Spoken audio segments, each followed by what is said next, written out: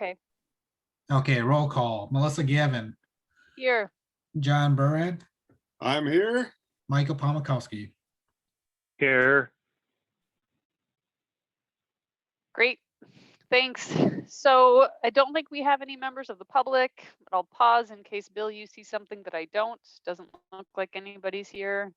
I do not see anyone, correct. Okay. And then we'll move into general business. We have a couple of committee member report outs. We want to talk about the summer planning intern that we brought up as a topic last month and committee status. So Bill, could you give us a start, tell us a little bit if there's an update on the summer intern? Yeah, so I think the summer planning intern is a no-go. I just simply have not heard back from her. Okay.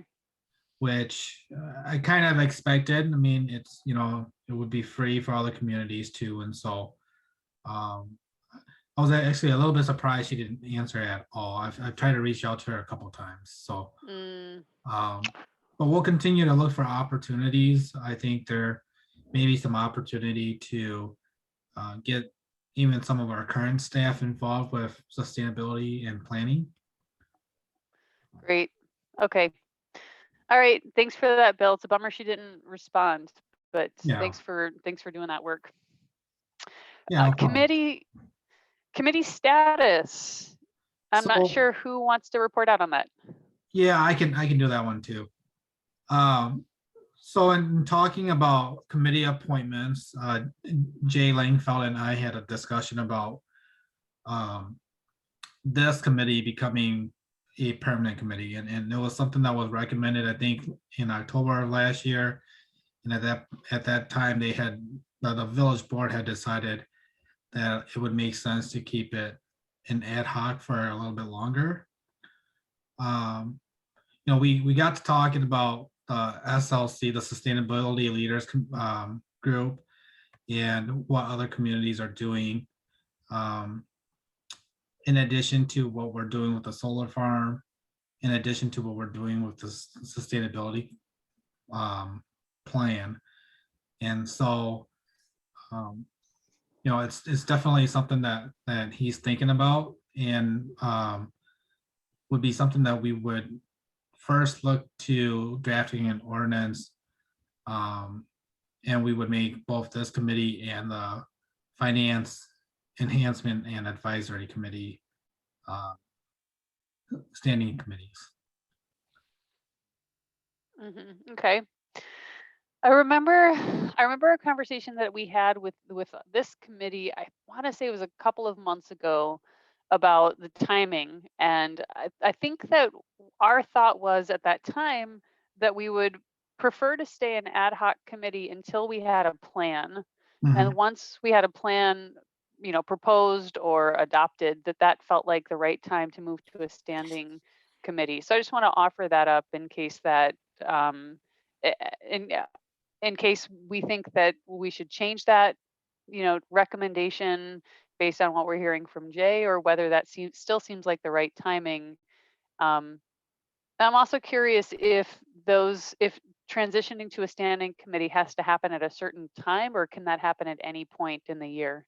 It could happen at any point. We just had, Jay and I just had a conversation because we were looking to adopt or propose a language change in the zoning in the chapter 5, I think, the ordinance to create that finance committee. And so it was convenient, I guess, to do the ordinance at one time. Okay. Any questions or thoughts, reflections from folks on the committee about that? I was trying to think back to the conversation that we had, and it was before we made the last presentation to the board. And I don't think you're wrong in your recollection of that discussion. And I'm trying to remember back. I can't actually find the presentation, if we even discussed that at all. think we kind of did not when we made the presentation. Mm-hmm. I don't think we made that I don't remember making that recommendation to the village board. Is that Yes, what you're that's saying, what I'm John? saying. Yeah, I don't think we did. Yeah, I think that's right. I don't even think we talked about it as a possibility in the future in that presentation. And that's not to say that I don't think it's a bad idea. I think it's a good idea. I think we're doing enough things, that, at that point in time, we were just talking about the solar farm and the, what is the other thing that, and the plan, Yeah, plan, yep. Yeah. but we weren't even talking about, basically something like what we're going to discuss later on in this meeting. Mm-hmm. Mm-hmm. So maybe I can suggest, so I mean, this ordinance isn't something that's gonna be adopted, next week.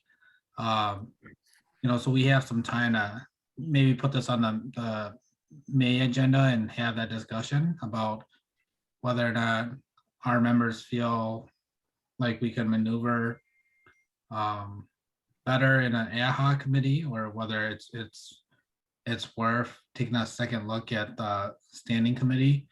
Either way, I think, again, we were considering it because we were going to go work on the ordinance, but if it's not a big deal if we stay ad hoc. Mm-hmm. Okay. Bill, I have a question for you. Yeah, go ahead. If what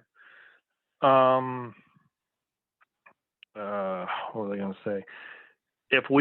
What is the advantage of going to a full committee? I mean, we just lose the ad hoc status, and so then I guess, like, I've talked to you about like communication amongst committee members. Like this past week, Melissa and John and I were emailing each other. Like, if we leave ad hoc, does it impact things like that?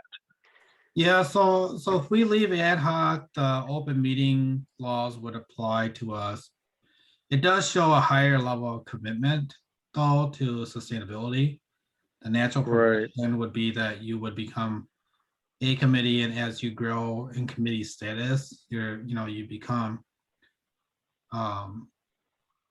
you get more involved in the policy making, because I think right now it's strictly all advisory at this point. And so looking down the road, some of these conversations that they've had with the SLC or other communities where they've developed a sustainability position, an intern, then, there's a committee that they can coordinate with. And it's recognized that way. Now, different communities organized differently, but if it's an ad hoc, depending on the flavor of the board, they could dissolve the ad hoc more readily than if it was an ordinance. But again, Right. that being said, it's a level of commitment. I'm not saying that an ad hoc isn't committed, but from a outside perspective, looking at the village board in the level of government. Mm-hmm. Right. So then with the open records applying, would we have been able to be emailing each other all week the way we were? I mean, we weren't talking about how we're going to vote on anything. We just were sharing, hey, this is like stuff about the grid. Hey, this is stuff about heat pumps. Yeah, you can share information as long as there's not a conversation. So What do you mean? What do you mean, like a conversation?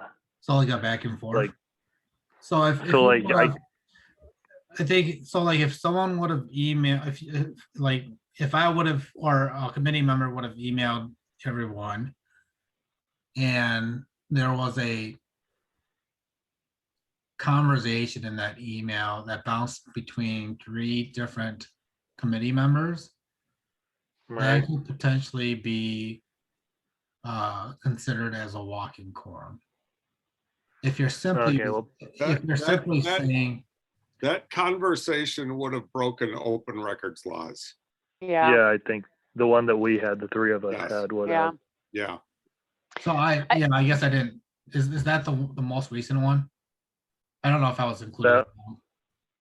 Yeah, I don't know if you were even on there. Yeah, it was just me, Melissa, and John talking about whether or not, using John's house as an example or not, and pros and cons of that. And I started saying, John, how does your house work? And then his reply sent it back to me and Melissa, and then all three of us kind of started getting involved in what I would consider a conversation.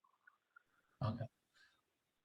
So that would be a no-no if we were a standing committee. Well, not necessarily. I mean, if you're asking about John's house and how it operates, unless there's an indication that there's going to be some kind of action on that. Oh, I see. Nobody's Okay. actioning on my house. If there was a pending, agenda item or coming up conversation that the committee is going to have on geothermal heating. Well, I mean, but people could argue that it applies if we're going to have a conversation about an all-electric neighborhood. Hence, they're going to be using geothermal. Hence, we're talking about the all-electric neighborhood. Yeah. Not in a open forum or what have you. Yeah. I mean, but so I don't know, but I would have a hard time. Yeah. I don't. I'm. That would be a mindset change for me. Well, it would, and that's kind of what the concern is, and that's where I'm trying to feel it out, because if we're only limited to doing things inside of our meetings, I just don't know really how much we'd get done in terms, I mean, because doing what we did this week, we're able to really kind of figure things out a lot faster. I mean, and just explore ideas. Whereas if we would have met, we would explore those ideas. We'd have been like, okay, let's go do some other stuff. I think it would just slow us down sometimes. Yeah, but and I don't want that whole, I don't think that the open meetings law should scare people away from meeting. Because there's ways to do it. I mean, like I said, I mean, you can share the information and leave the discussion for meetings. You can discuss amongst two, as long as it's not like here's a question. Like, we have the sustainability drive on that Gmail drive. Would we still be allowed to have that if we were a regular standing we committee? wouldn't be able to have that. We would not. Right. So then how would like the sustainability committee have a library then, like for members to reference, like electronic, because like we aren't going to like publish books. So like the information gathering. Yeah, like everything that's in our Google Drive right now, where could that be held? How does that how does that function in an we would be able to maintain that, just, I mean, as long as it's so the library portion of it, I think that we'd be able to do that via the village. We just host that. The part that we wouldn't be able to do would be the documents where everyone is adding in language right, like the Google Docs. Independently. Yeah. Correct. Like kind of how like we were working on the plan, people were kind of going in there and augmenting it how they. Yeah. So what would have to happen is people would have to work on the document independently, submit it to you, and get added to a packet. It comes out in the packet, and then we discuss it at a meeting.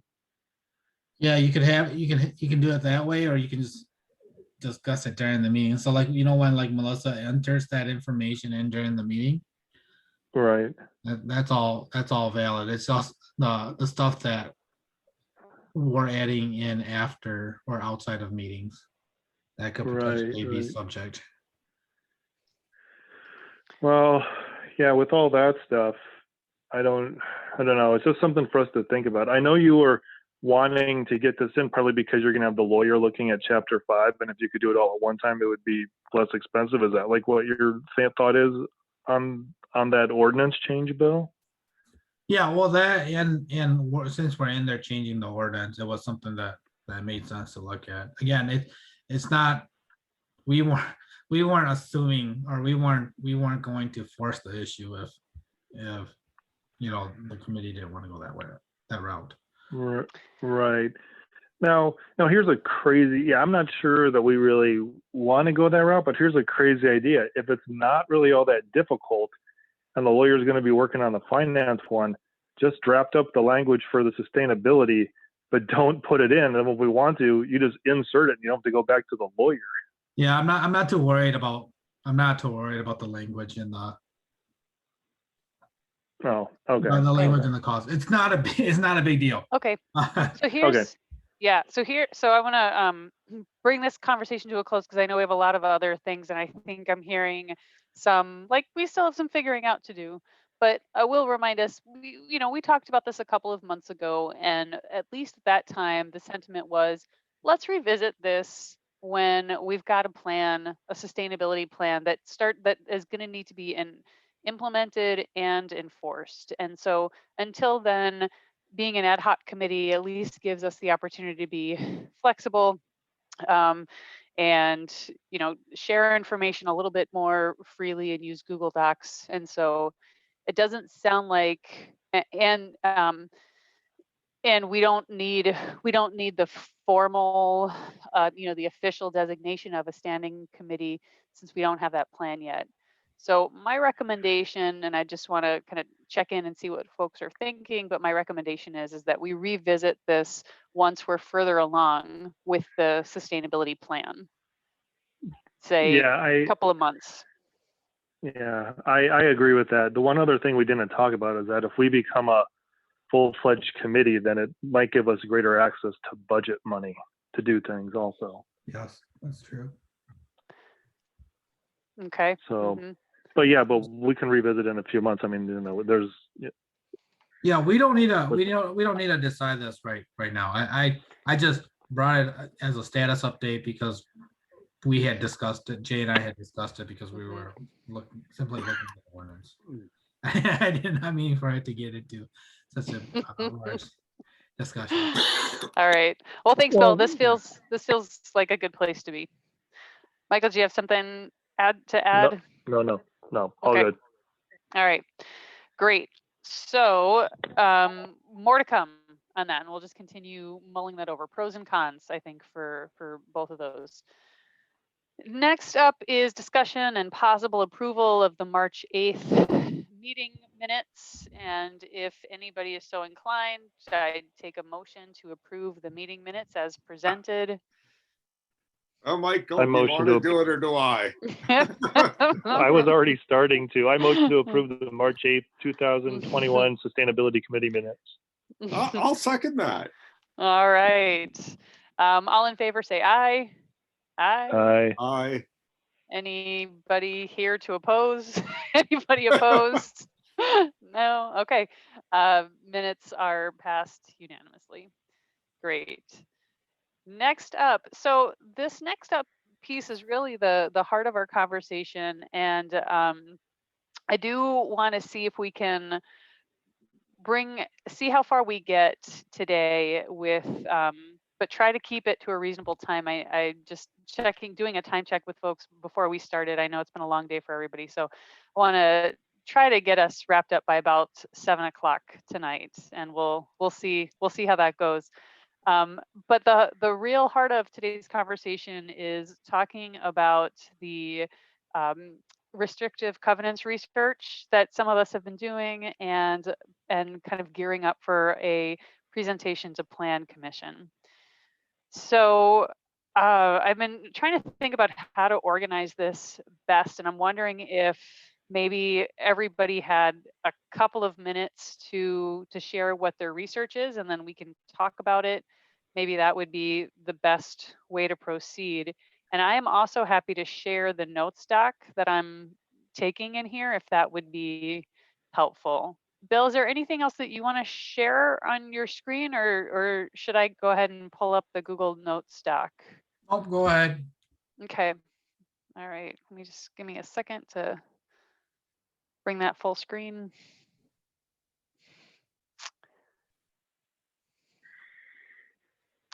Okay.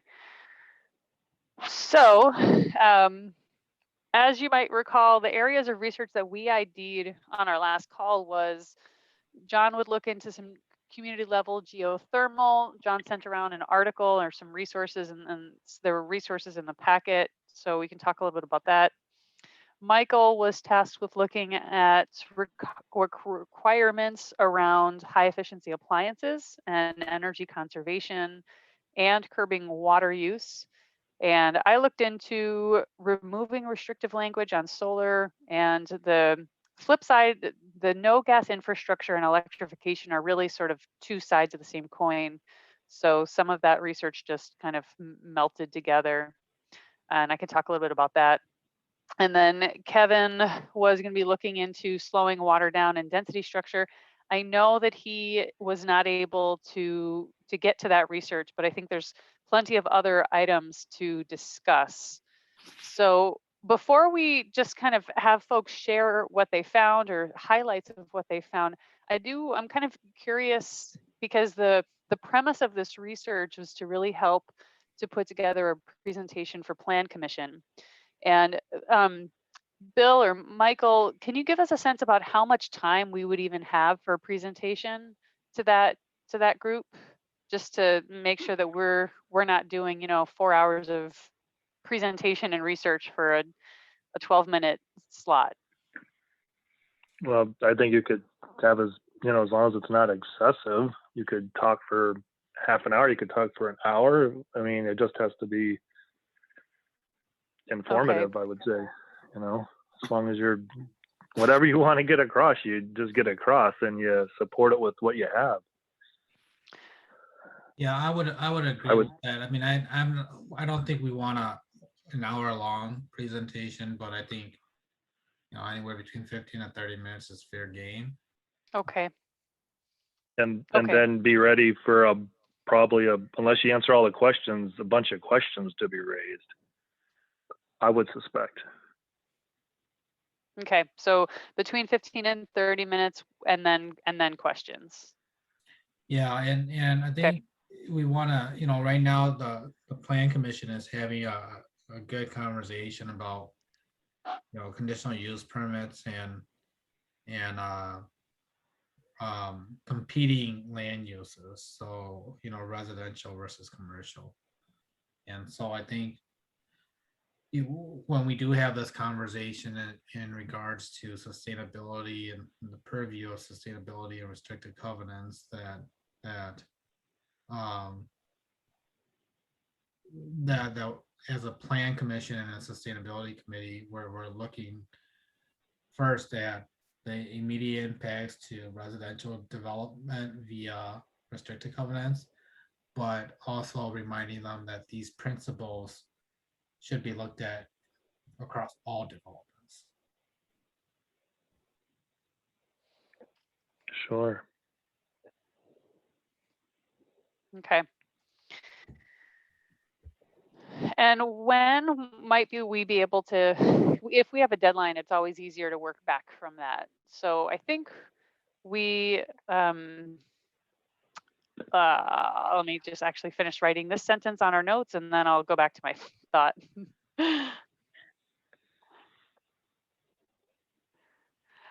All right. I think we talked about a rough timeline, but I want to make sure if this is accurate.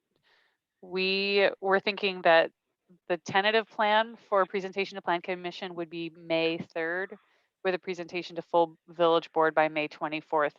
Bill, how do we go about getting on the agenda for Plan Commission? Well, if we're ready to go, I can get us on there. May 3rd is coming up quick. It is. So I Yeah. don't know. I mean, I think the urgent push previously was because of the Sundance development. Yep. And so I know that we had a discussion with Sundance just recently, and they're backed up about a month and a half now. So there is a little bit of breathing room. And so considering that, I think I know that they're not on the agenda for May.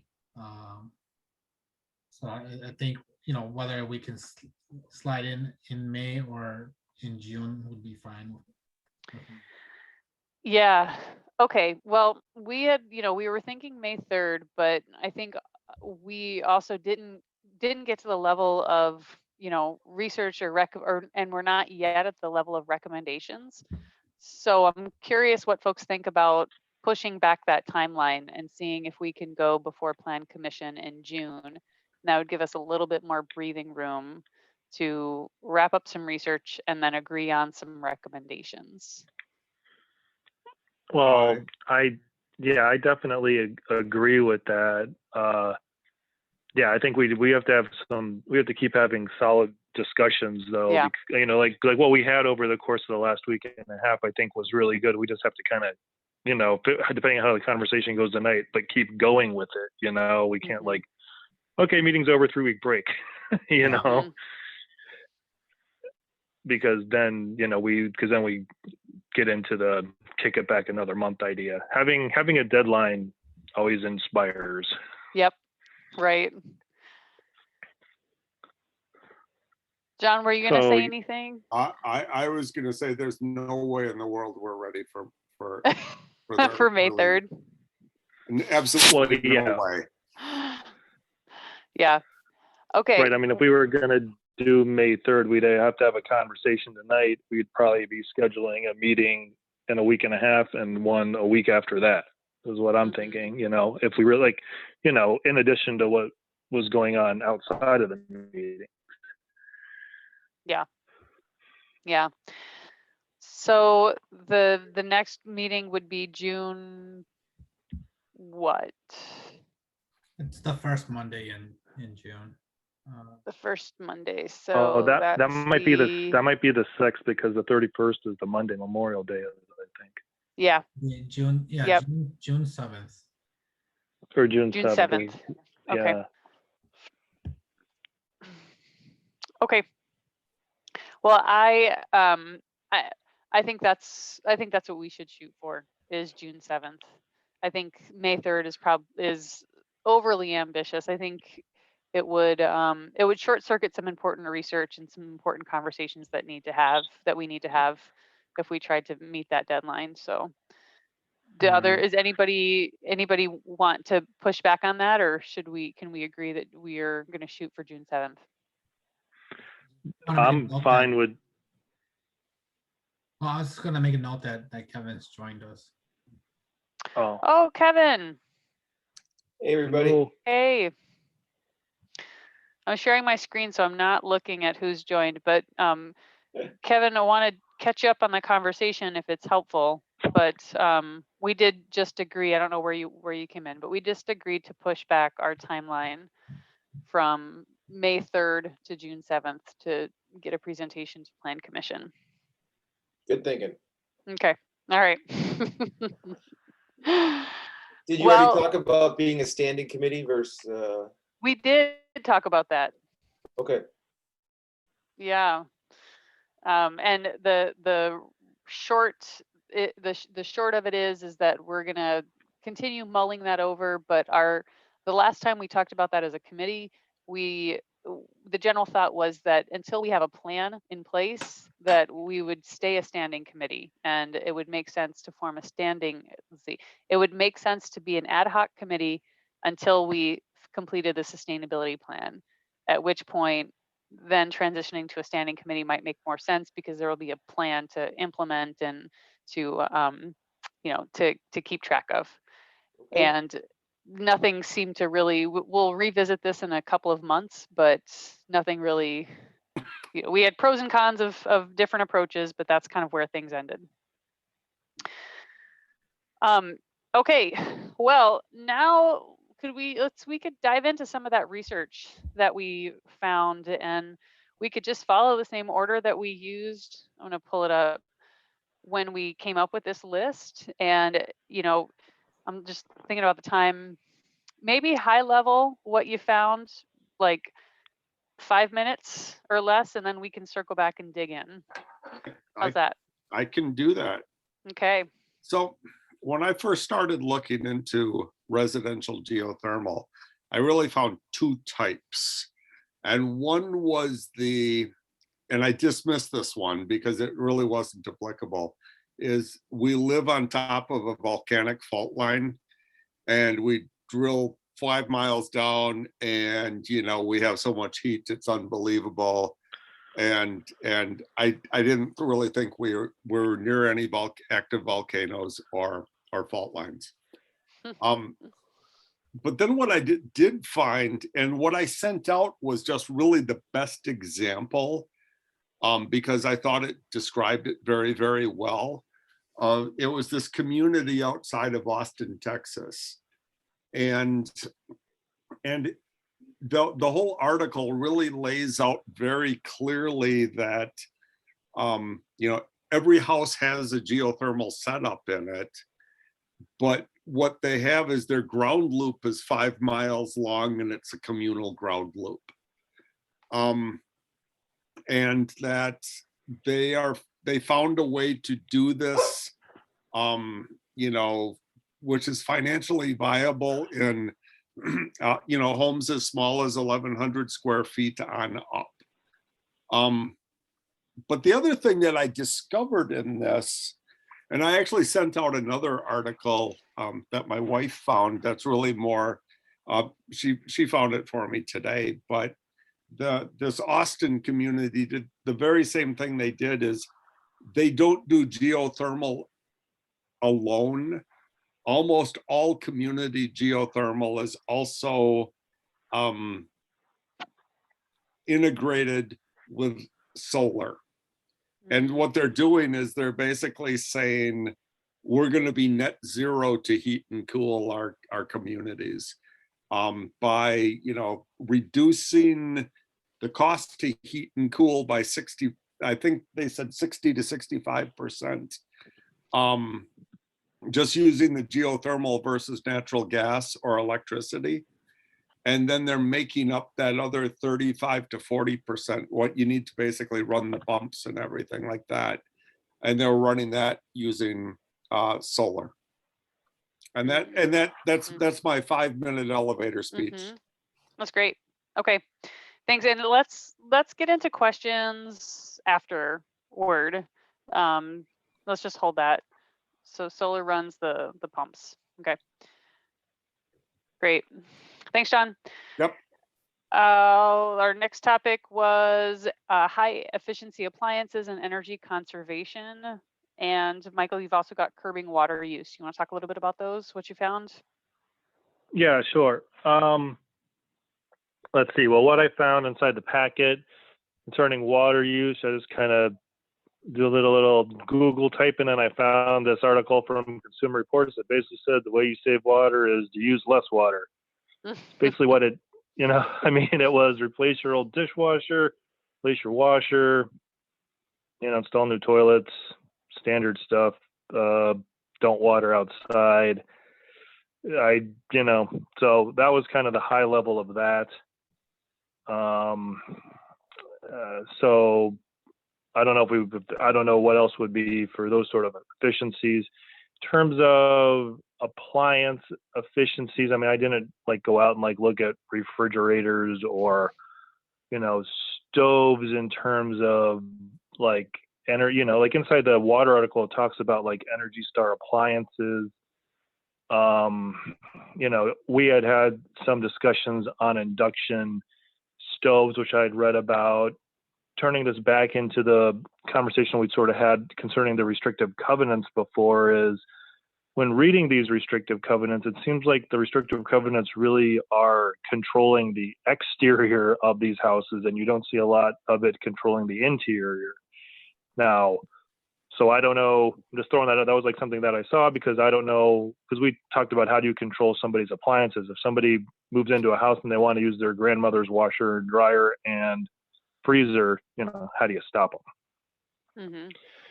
But then as our conversation evolved this week and, we started to get into efficiency of appliances, then I started going, well, geez, well, now let's, how, when you loop it back to sort of like the idea that you were working on, Melissa, in terms of like, all electrification, then I started thinking about, which was from one of the things that you'd sent me. Well, now I'm dealing with, how do I deal, or what is the idea of an efficient furnace or an efficient water heater in the context of geothermal?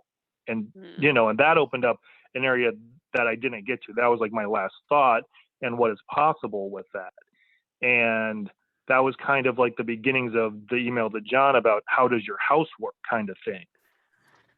And so that's like a whole entire area to explore, and where I was kind of like thinking along the lines that when we do a presentation to plan, it was like the John's idea of how does it house work, doing a tour of John's house, but let's build a house for them and show them what this means, and these are the appliances, and et cetera, et cetera.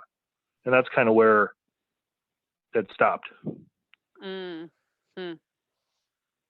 Right? So like you're thinking about a demonstration project? Well, not, yeah, I mean, but it would be like, this would be a sample house. I mean, because do you think that they would ask, well, if you're not going to allow natural gas in this neighborhood, what does a house look like? What do those appliances look like? When do they run? How do you handle a polar vortex? How do you handle 95 degree outside and 95 humidity? Like how do you handle the extremes when you're proposing these energy efficient appliances? How does it all work? How does the system function? Yeah. Because if, I don't know, I kind of think, and this is me coming from an engineering background, if we can't show that it's going to work and it's functional, why would they approve it? I mean, you can approach it from the whole entire other angle. I'm kind of getting into your topic of, natural gas is a major, contributor to greenhouse gases, wells leak, all that stuff, and so we're dealing with like two areas. And so that's like where I went with the efficient appliances. How do we show them that they work and that this idea will work with the appliances? Yep. Okay. Anything else, Michael? That was all I had. And, and then like when you get into like other things, like, well, yeah, I mean, this is a few other ideas. I'm not, like, we've sent out some articles talking about how this, like these whole developments are going to be geothermal and thermal, and, this development's going to put, solar on the top of all these houses. I mean, this developer hasn't proposed any of this stuff. So it's ran into questions like, like the specifics of what we want our restrictive covenants to be. I mean, are we saying that all these houses have to install geothermal heat pumps, or can some of them install the heat pumps that look like air conditioners outside their house and they don't have to do the ground looping? I mean, what are the solutions inside of areas like that? Is like where I started then thinking about, and what are we, basically what are the solutions and how are those houses going to work with the all electrification idea? Okay. Yeah, that dovetails with what some of the research that I did. So I'm happy to talk next. I'm going to paste in some of the notes that I took, and the formatting's pretty terrible there, but so I looked at 3 topics. I looked at removing restrictive language on solar within restrictive covenants. I looked at electrification, and I looked at no new gas infrastructure. And as I said, no new gas infrastructure and electrification are really like two sides of the same coin. So at the end of the day, that research was really kind of merged. But I'll talk a little bit about removing restrictive language on solar. There's a great resource that I came across, and actually somebody that I worked with had recommended it before, but I had forgotten that it existed. But Sustainable Development Code had just a plethora of resources with model ordinances and examples of communities that have adopted them. So the first one that I'll talk about was just some examples for removing, making sure that covenants and conditions and restrictions don't ban solar outright, or limiting how restrictive they can be. And so I've got a few examples of communities that have done this. Walker, Minnesota, they address this by saying that no homeowners agreement, covenant, common interest community, or other contract between multiple property owners within a subdivision of Walker shall restrict or limit solar systems to a greater extent than Walker's renewable energy ordinance. And then the ordinance states that the city encourages the protection of solar rights in new subdivisions, and that existing solar energy systems are to be protected consistent with Minnesota law. There's another example from Peoria in Illinois, and they also, that states that that it prevents, CC&Rs and HOAs, or private contracts between multiple property owners within a subdivision, from prohibiting or restricting solar energy system installation. So lots of examples and ways to do that. But so if we wanted to add this to the presentation to Plan Commission, that we should remove any restrictive language on solar. There are some easy examples that we could adopt or easy examples to draw from. The other thing that I'll talk about is electrification and no new fossil fuels. And this one is definitely more of a challenge. And it's more of a challenge because we are here in the Midwest. And so the top line is that there have been multiple communities that have banned the, have basically made it so that you cannot, sorry, my forebindings messed up, that new residential developments can't hook up to fossil fuel infrastructure, can't hook up to natural gas. But those are primarily in California and the Northeast. And the problem is that when often Midwestern communities want to know what other Midwestern communities have done, and there has been no Midwestern community, the closest is somewhere in Colorado, that is now considering preventing, having some kind of declaration that new residential developments can't hook up to gas infrastructure. So we don't have great examples of that being the case so far in the Midwest. And actually, there are 3 states in the Midwest, Ohio, Iowa, and Kansas, that either have passed legislation or are close to passing legislation that would prevent local governments from doing this. So it is it's a challenging issue. And so while we don't have examples of communities that have banned gas hookups for new residential developments, we do have, and the flip side is we don't have examples of communities that have said new development has to be all electric. But what we do have, or what we could draw on as a model, is all electric, or net zero buildings. And so there's something there that we could get into.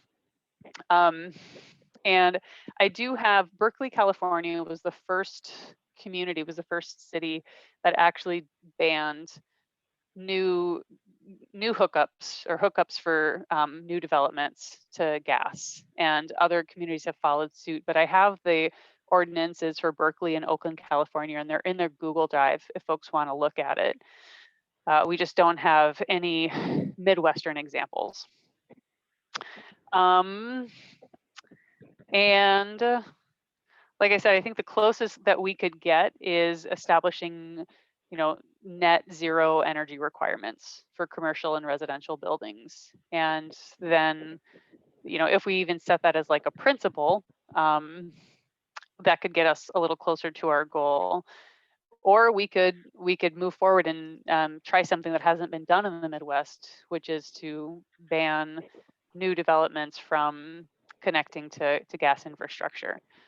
So Michael's done a lot of research on electrification and how it works, but basics there for net zero is that you would not use gas infrastructure, that you would electrify space heating and water heating and cooking, which are the primary uses of fossil gas in our buildings. And you'd electrify those. Heating might be geothermal or would be a air source heat pump.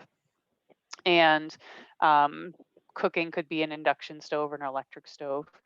So there are ways to do that without using an ordinance or without banning gas, but that hasn't been but banning gas has not happened so far in the Midwest. So I feel like I went over my 5, so I'll stop there and see if folks have questions. I was just gonna say the website that I sent you guys the link to, as this started, because this is the PBS show that Tracy listened to and told me about. This is in freaking Florida, and they have banned gas. Yeah, the thing is that when we look across the country about in terms of particularly how homes are heated and like energy sources, the Midwest uses just a ton of gas, and so 70% of our homes across the Midwest are heated with fracked gas, with fossil gas. And that, I think, is going to be our battle. In Florida, those numbers are a little bit different because the heating isn't gas. If they use heating at all, it's electric. And so that makes it a little bit easier. And same thing with California. That's not the case in the Northeast, though. And so we see heat pumps working, really well. They've been tested in the Northeast, but different politics there. So. Okay. I don't disagree with you. I'm just like, really? The examples I came up with were Florida and Texas. and I was like, really?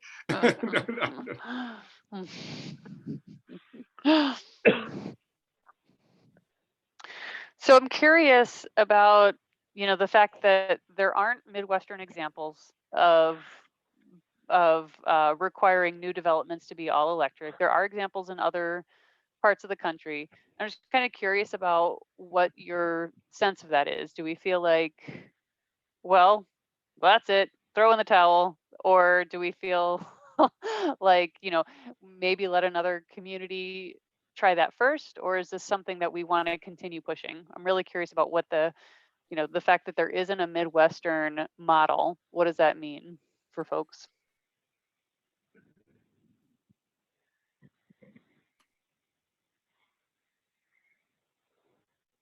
Well, I'll go. I mean, I'm not afraid that there isn't a Midwestern model. I mean, I guess like at all that we're not following anything. I again come back to just like we say that the heat pumps, will work in the Northeast, and that's where in that one document that you sent me, I wasn't sure, how, I guess, like how, like how a heat pump works, like if it gets down to 0 degrees or what have you. I mean, John was saying that, his electric heater possibly kicked on when it was really cold. And, it's just ideas like that. Like if we can show that it's feasible, I think it becomes a much more, it just gives it some legs to stand on. I mean, I'm not afraid that nobody else hasn't done it. It's just proving that it can be done. Mm-hmm. And changing minds that it can be done. I mean, we've talked about how before that the sustainability committee with a lot of the stuff that we were looking at and, in the survey is going to be educational. You want something educational? This is going to be an educational, like, PhD course in how to get a neighborhood all not to use natural gas. Mm-hmm. Mm-hmm. But a little bit, and I just want to I really feel like I need to say this about using my house as an example. As and I'm going to say this, I just have to say it this way. I don't think any sane person would want to do what we did. You know, if we couldn't have, if we hadn't have bought this house at you know, basically a bank repossession price, it's not worth it. On, you know, to refit a house that was built in 1910 to do what we're doing. Well, sure, John, I wasn't saying like, you know, that people need to convert their houses. I was just saying this is a house that did it. You know, if you start with new construction, it's going to be similar to this because you insulated it like how a new house will be insulated. Well, They're like insulated. This is how a new house would work. And this is an example. Granted, it's not a new house, but he's essentially made it a new house and it's a functioning house. oh, no, I don't disagree that it isn't a functioning house. And I don't disagree that we tried to do everything to make it like it was new construction, but this is not a new construction house. I mean, our windows are freaking huge. I mean, in new houses, we would have much, you know, we had an architect come in here just to look at a remodeling thing we were potentially thinking of doing. And we learned that one of the requirements is that you have to have so much window space and all that stuff. And she took one look and said, nope, that's not going to be a problem. She didn't even have to measure anything. I mean, we new homes don't have quite the size of, and windows, no matter how energy efficient you have them, it's not the same as an insulated wall. Right, a window is basically a hole in the wall that you try to plug as well as you can with glass. Yes. So I mean, it really is. It's like, so what I'm going to is when you said, you know, when it got really cold, and we think that the electric heat, you know, the electric backup kicked in. I'm going to say that wouldn't probably happen in a new house. Well, you're right. Yeah, and so John, I hear you on that. And there was just this great article. I was just flipping through it just now, so I don't know if it came on my screen sharing, but there's just an article about a Monona couple that built all new, and they've got the highest, you know, LEED platinum rating. You know, not super common in Dane County. So that, you know, we could draw from local case studies without having to, and that's an all new build out. So I'm going to link to that. Maybe I'll chat it out. Yeah, you know, where they have LEED platinum, we probably have something like LEED tin. But that's a whole lot better than what we originally had, was like LEED toxic lead. So you know, we're better, but I wanna kind of jump in here, and I think this is a good point in talking about net zero homes. I'm wondering, you know, we always look at these solutions as, you know, more costs to the project or to the overall project. I'm wondering if there's a case study, if we could identify, you know, what the overall cost savings is. And I've had this conversation with Mike Davis in Middleton, and they are working with NOAA, naturally occurring, I forget what they're called, affordable housing. And where in communities like ours, where we're seeing elevated housing costs, you know, how do we offset those rising housing costs? And can we do that by reducing energy costs? That's actually part of the reason why I picked the article that I sent, is because they spent a good portion of it talking about doing this was a cheaper alternative than having every home have its own essentially heating and cooling infrastructure. Mhm. Yeah. And then they were talking about, you know, how it basically, even without the solar aspect to it, doing this way, cut 60 to 65% of the monthly heating bill. Yeah, I think that's a very good point, because one of the big things that the village pushed for in this creek crossing development was to have smaller lots so that potentially you could have smaller homes built so that the cost of the house would remain low. I don't know if that's necessarily true or will be true, depending on what the market does. So, naturally, do we start looking at other ways to offset total housing cost or total living cost? Mhm. Yeah, I definitely feel like the net zero approach hits multiple things here, and I'm really glad that you highlighted the affordability bill. Um and John, I know that's what you were sharing too, but I think that is just another reason that recommends it.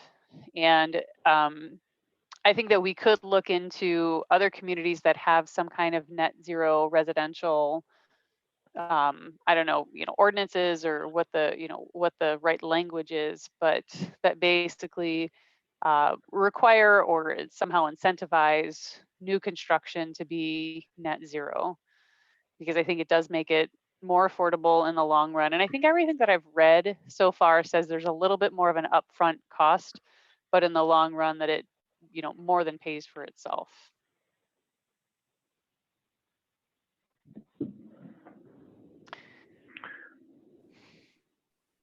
Yeah, the way this article basically approached it is they said, since they have the community ground loop, that was something that got to be shared across the whole development. And so the cost went down significantly for that portion. And then because every single home was being, set up with geothermal, it looks to me, if I'm reading this properly, they did a group buy on the heat pumps. Mhm. Mhm. Hey, John, does this say anywhere in that article how much that community loop cost to put in? It does not. I'm going through this trying to find out if there's contact information. Yeah, I'm wondering if there's like a builder incentive through, I know, Focus on Energy, if there's some kind of kickback that a builder group could get back if they put something like this in.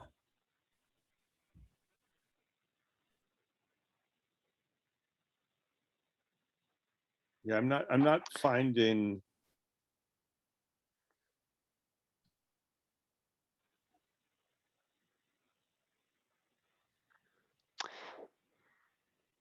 So Melissa, I have a question. Yep. You were talking about net zero. Were you like comparing net zero versus no natural gas infrastructure of like two options? Is that what you were talking about? Yeah, I think that they could be different ways to get to roughly the same idea. It's not Right. perfect. It's not perfect, but two ideas that could get to the same place. Right. It's just that the no natural gas just says no natural gas, therefore you're going to all electric, which eventually you'll net zero hopefully anyway. Mhm. Versus and inside of the net zero that encompasses no natural gas infrastructure, right? Isn't that what you said?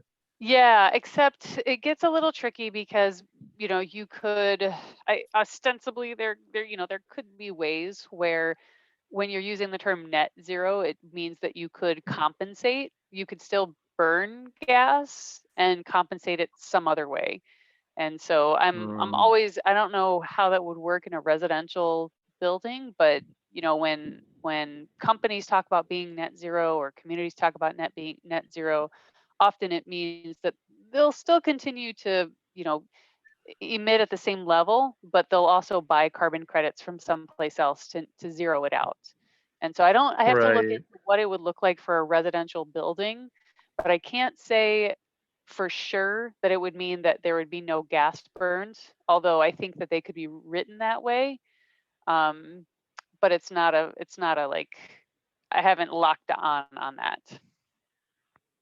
I hear you. It's just, yeah, I mean, I understand the offset buying and the claiming of net zero, and you know they can validate it, but you're still producing carbon dioxide. Hmm. It's not the whole way there, you know. Hmm. Yeah. Yeah. But like I said, I think with residential buildings, I don't know how you could claim to be net zero if you're still burning gas, unless, you know, I mean, I guess as a homeowner, you could then buy credits, but I don't think that, I'm not sure that that would qualify your building. I could see that being the case for a municipality or a company, but for a building, your emissions are still your emissions. So I don't know how, you know, a building can't buy carbon credits.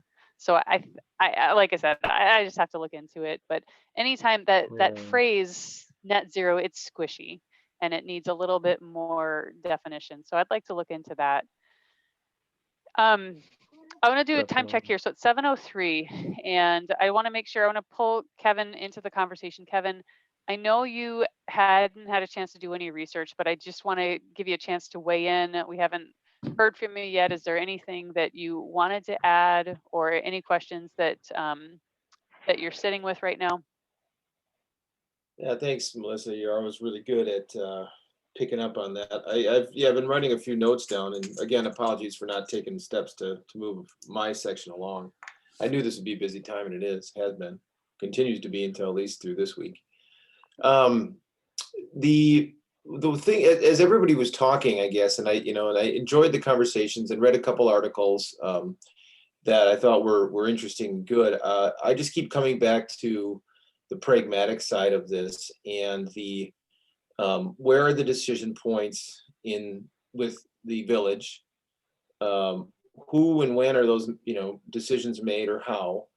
And no matter what we go and make a plan for, we can come up with the best plan or maybe make the loftiest goals, but eventually some committee or board is going to have to approve it. And then of course you need the public to buy in. And I want to frame that for everybody to remind us as we talk about these things. We really have some really good ideas, but the public, or the village residents, are going to have to buy into this as well. And then sort of where I just want to really quickly remind everybody where I see those 3 points. And as we've been talking today, I've been trying to put them in these buckets in various places. But from the outside, from the big level, we have planning and zoning, or zoning maybe is the biggest one. And then we get to the subdivision level where we can talk about covenants and maybe ordinance as well. And then we get down to the individual home or business level where, for those first two, by the way, are all pretty much new. And the last one is new and old, or existing. And I think if we can remember when we're talking about each one of these, how it fits into those, at least those 3 different areas, I think that would be helpful. And I'll leave it at that. Yeah. Thanks, Kevin. I'll reply quickly, and love to hear others' thoughts too. I think that this conversation is really focusing on thinking about a presentation to Plan Commission and what so zoning and restrictive covenants for new developments is my interpretation of where we're focusing right now. Is that what others are understanding this to be? Yeah, I am. Yeah. Okay. That seems to be the case, and I agree with that. I Okay. think that a lot more of the things, well, some of the things we talked about today could fit better possibly in the sort of incentive or the individual level, maybe existing. And I think Okay. we actually, and where I'm going with this is, or I guess where I'll come back to was, is we don't have a subdivision that we know of coming in anytime soon, right? We've got 3 that are kind of here and now that our presentation of the Plan Commission should not sort of bypass, I guess, the existing, right? Commission can still, the Plan Commission in the zoning or the the covenants, or I guess some of the things we present to the Plan Commission, we could talk about existing uses as well, or existing home ownership or businesses. And I guess I just don't want to leave those out. Okay. Okay. I am not on plan anymore, by the way. I don't know if I told you that or anybody knew that. No, I didn't know that. Yeah. Congratulations. In a way, I suppose, yeah. Not all that bad about it, but I'll live with it. Okay. Okay. Well, Kevin, thanks for that. So it's 7:07, and I'm kind of trying to figure out where we take this conversation from here, because I think that we have all identified areas for research that we want to dig into a little bit more, particularly on the topics that we started with. And for me, once I started to dig into no new gas infrastructure and electrification, it led me to maybe considering net zero requirements for new developments. And so I want to look into a little bit more about that. John, you said that you just started to you got access to a new research on geothermal. And Michael, you said that just as you kind of got to a place that you wanted to dig into a little bit more once you started to do your research. So I'm wondering if we're at a good point to identify areas of further research, but I also don't want us to get totally buried in the research, just so that because we could be paralyzed with that. So I guess my recommendation would be that so it's April 13th. We would have one more meeting before Plan Commission meets, and that would be would that be May or April 11th? How do folks feel about, where we are? Do we think we would be able to have one more meeting on April or May 11th? Right. And May 11th, and then pull together a presentation, or do we need to schedule a bonus meeting?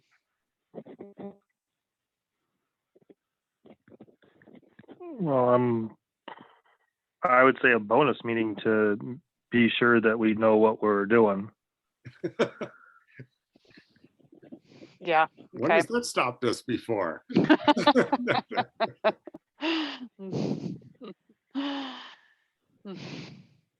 All right. So, Bill, did you have anything to add? I know you talked a little bit. I don't want to cut that research conversation short. Did you have anything else that you would want to add in terms of things that we should be exploring?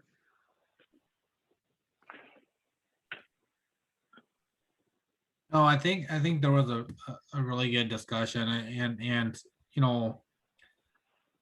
I would encourage that when it does go, to plan that, we're also thinking through the scope of not only environmentally sustaining, but sustaining livability, sustaining financially.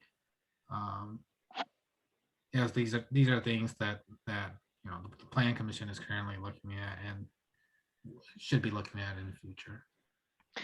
Bill, can you say those again? Being sustainable not only from an environmental frame, but financially for future residents, livability. Kevin brought up a really good point, and we don't have any upcoming subdivisions beyond the 3 that we have, but when those do come, we do know that the available land here in Cross Plains for for residential development, large residential developments is becoming more scarce. And so the areas that most likely are going to be candidates for a large size development is going to have its challenges. Bill, I have a question for you. Have the restrictive covenants for Sundance been passed? No, they have not yet.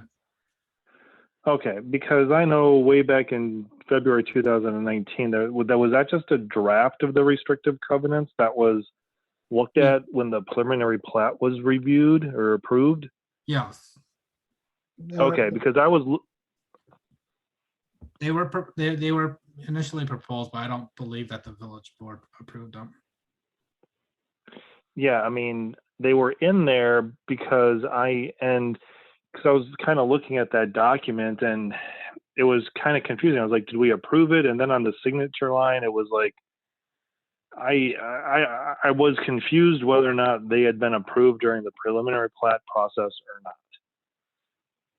Because inside of that language, inside of that draft is where it talks about there are some restrictions on solar panels in there, because I remember at that meeting, I was questioning those restrictions, and that was, and I remember Jay was in the crowd, and that kind of led us to like, why are we even having these restrictions in, why are we allowing solar panel restrictions inside of these covenants? And that's where I was, because then I went back and was reading it today, and I'm like, did we really pass this, or was this just a draft where we were making, I don't know, I was confused.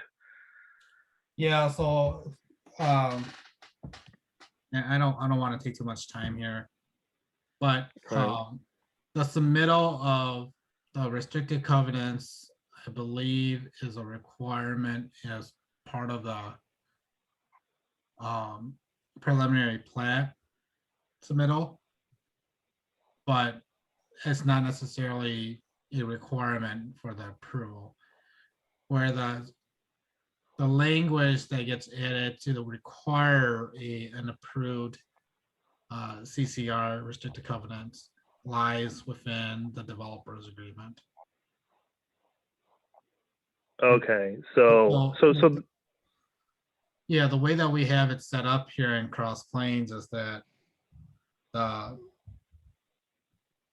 we do a lot of the work ahead of time. So like the restricted covenants and preliminary plat gets all the work put into it so that the village plan commission and village board can have a really good idea of what this development is going to look like at the preliminary plat level.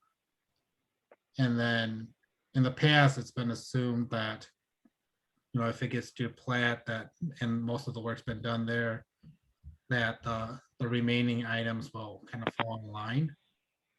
right. That's somewhat changed here in recent history.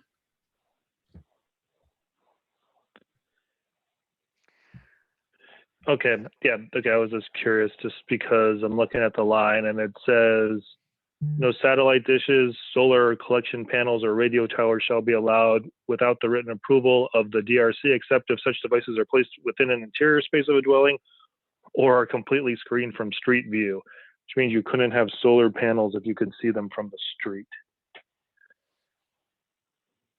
That's in the Sundance one? Yes, it is. This is February of 2019. That's not the one that we worked as a committee to have taken out?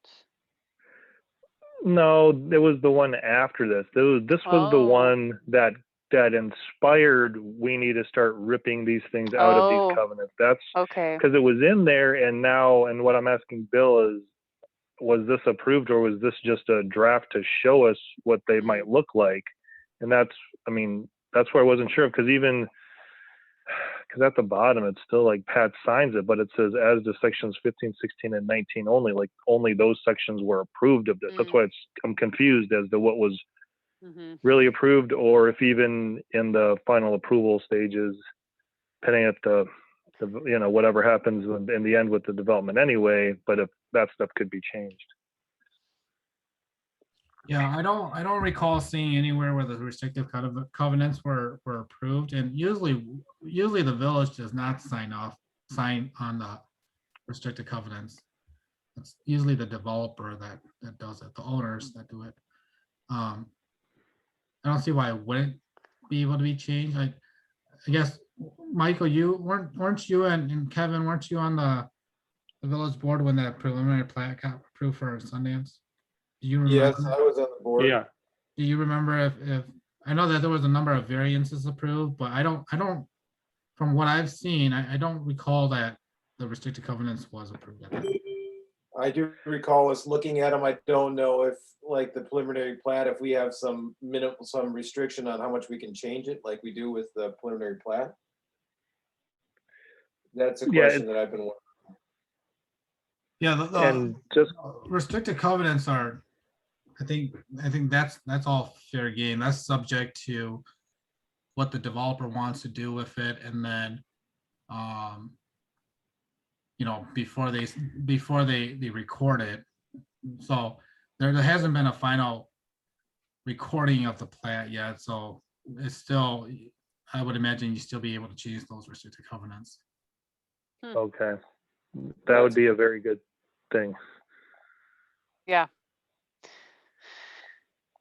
Okay. So we have a planned presentation to Plan Commission coming up, and I think that, so we've done some preliminary research, and maybe our next steps are for everybody to take a look at, not just do further research, but what I think we need to arrive at are some recommendations for Plan Commission.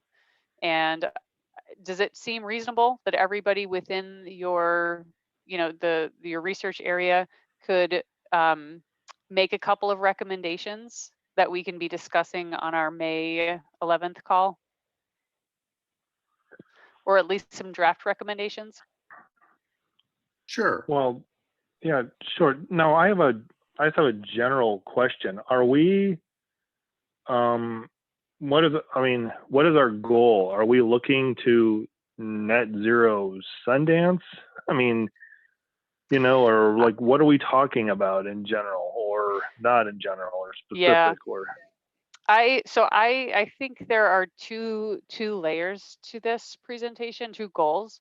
I think one goal is to recommend a set of principles, and even if it's too late for, a particular Sundance or a particular development, I think that the message that the Sustainability Committee could send to Plan Commission is that there are a set of principles that we should be thinking about how to incorporate into Cross Plains, village plans. And I think the second is a set of maybe concrete recommendations. So there's like the philosophical or principles that are guiding principles, and I think that there is recommendations for where we are at this point in time. I suspect that we're too late for Sundance. I don't think we can make Sundance net zero at this point. But maybe folks who know where we are in that could say differently. I think it's fair to aim high and then sort of hit in the middle with Sundance. There might be some recommendations that are maybe less ambitious that may come out in the wash with Sundance if it happens. well, yeah. See, I mean, like some of the stuff that has been sent out as that development in Texas. I mean, that was the developer putting in a ground loop system. I mean, Mm-hmm. I don't think that the developer of Sundance is planning on doing anything like that. Mm-hmm. So that's because that's the choice that the developer is making. That's how they're wanting to develop that land. Now that then comes back to like kind of what Kevin was talking about and where I was talking, where he's talking on development, and then you start talking about a home level. So if we can't have a developer go put in ground loop, can we go net zero? Can we not have natural gas infrastructure in there? And then we're working at a home level inside of the development. I mean, is that fair? Is that, is that the aim high? I think that's outstanding. I'm curious whether, and that's, yeah, and that's the question that I had for the group about the fact that we haven't done that in the Midwest, and I don't have great models. And it does seem like an aim high for Sundance, And but and that's why I've been, I think, so focused in my thoughts on the home level. How is the individual home going to work? Because we're not doing a development ground loop. So we have to show them that all these houses can work, and, does that mean, and in order for them to work, would every single house have to be installing a geothermal heat pump system? The air conditioner versions outside aren't going to cut it on a 3,000 square foot house. Can I provide a suggestion here? yeah, Sure. please. Well, a lot of this is, hey, developer, you go and do with this language, and usually from a negotiation standpoint, a lot of these are, it's hard, it's challenging to get in, because anytime you come at a developer with that kind of attitude, for lack of a better word, they get defensive. And I'm wondering if there's some research that we can do here that potentially could, would we be able to approach them and say, at the time you're building your roads, at the time you're putting in sewer, electric, if we are able to locate or be able to get that community loop installed, is there a possibility of getting a certain percentage to net zero?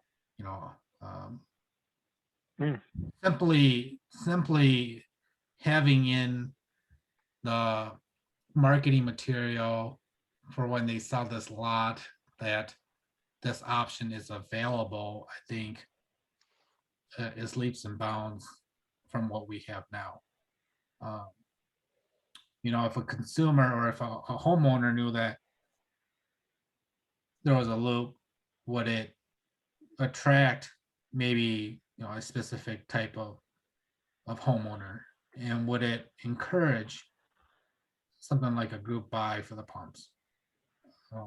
If we do all the dirty work and getting all that information and making it available to help the developer market, are we better off than saying that, hey, here's what we want, here's where we want you to go out and do it on your cost? Right. I hear that, but it's like, if every house isn't going to be hooked into the development groundwater loop, I mean, I don't know if it would start to become cost efficient then. I mean, you would be skipping houses and, I don't know. Yeah, and I don't know how, I don't know what a loop costs. I don't know how it's built. I'm just thinking like you need pumps to push that water around, and not everybody has a pump, and you have 2 houses out of 5 doing the pumping. You just might lose all your efficiency because you're wasting all your electricity on pumping a bunch of water. Yeah. That's only being utilized at 40% or whatever. So, but I also so it sounds like we're having maybe a couple conversations. There's a conversation about plan commission and what we can put forward as recommendations for plan commission. And then there's maybe another conversation about negotiations with developers. And are those indeed 2 separate conversations? I mean, they don't, or does plan commission bring in developers and it is a larger, group conversation? So the negotiation, I think, would most likely, for the development agreement, installing things like that would probably be at the village board level. Okay. The suggestions of restricted covenants would come through plan commission and village board. Okay.